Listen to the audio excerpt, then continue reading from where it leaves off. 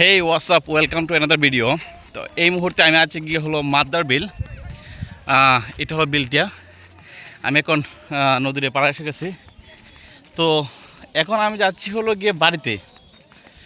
সকালে ঘুম থেকে উঠলাম 7:30টার দিকে। তো একটু টেনশন ছিল যে আমি গাড়ি পাবো কি না। তারপরে এটা কালকে থেকে ভাবছিলাম, একজন সিএনজি ড্রাইভারকে বলছিলাম যে আসলে ভাই কালকে সকালে কি মানে গাড়ি পাওয়া যাবে কিনা, যেহেতু ঈদ, কারণ অনেকে তো ঈদের জামাতে থাকে। তো বের হয়ে গেছে সকালেই 7টার সময়, 7:40 দিকে মেবি বের হয়েছি। বের হয়ে আসলাম সিএনজি স্ট্যান্ডে।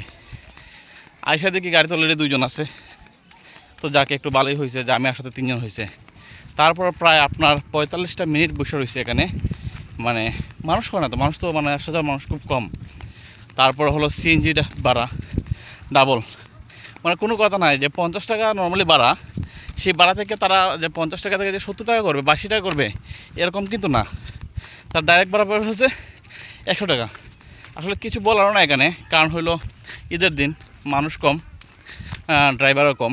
তার কী করে, কিছু করার নাই, এটা তো আপনার মাইনে নিতে হইব।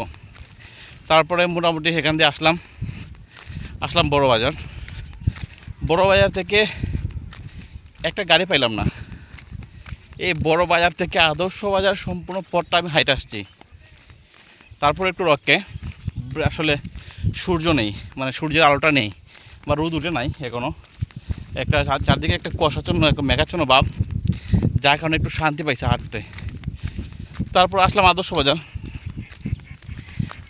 বাজার থেকে আইসা কী করা, আদর্শ বাজার আইসা পাইলাম এক টমটম। আসলে টমটমটা পাইলাম না, পাইছিল অনেকে এগুলোকে বন্ধের বাড়ি বলে, এখানে যেগুলো বাড়িগুলো আছে বন্ধের বাড়ি বলে। তো ওই বন্ধের বাড়িতে আসলে মানুষ যে জামাত থেকে পড়ে ঈদগাহ থেকে আসছে অনেকে, তো সেই জন্য মানে টমটমটা ভরে গেছে, যার কারণে আমি অতি সহজে এখানে আসতে পারছি। তারপর এখান থেকে তার কোনো কিছু উপায় নাই, এই নদীর পাড়ে এসে দেখি মাত্র একটা গাড়ি এবং একটা গাড়ি কোনো ড্রাইভার নাই। তো আর কী করা, বাধ্য হয়ে আমি রাস্তা দিয়ে রওনা দিলাম হাঁটতে। এখন এই মুহূর্তে আছে আমি আসলে মূলত হাওড়ে আছি।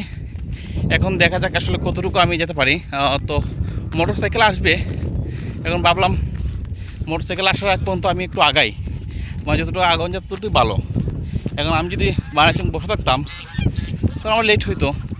আমি এই জায়গায় এসে পড়ছি, মোটর সাইকেল 10-15 মিনিট লাগবে, মানে যদি মোটর সাইকেল আসে তো 10-15 মিনিট লাগবে। তো মোটর সাইকেল আইসা পড়বো, বেশি সময় নাই। আর এখানে পেলাম রাজহাঁস, একটা রাজহাঁস ধরে নিয়ে যাবো, এগুলো করা যাবে না।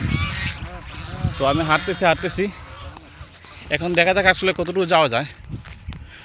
আর আমার অনেক ইচ্ছা ছিল যে কোনো একবার আমি উঠবো, কী বলে, এখানে যে আপনার কর্তি জঙ্গল আছে, মানে লক্ষ্মীর বাওয়ারে আসলে ছবি তুলবো। প্রত্যেকবার এখান দিয়ে যাওয়া আসা করি, কিন্তু কখনো আসলে এখান দিয়ে আসলে ছবি তোলা হয় না, বা নিচে নামা হয় না, বা বাড়িতে গেলে আসলে আসা হয় না।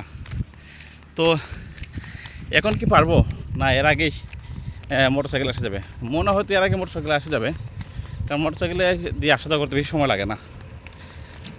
তো ধন্যবাদ সবাইকে, দুঃখের কথাটা শেয়ার করলাম, কি আর করা। ভালো থাকবেন সবাই, সবার দিন কাটুক অনাবিল পরম শান্তিতে।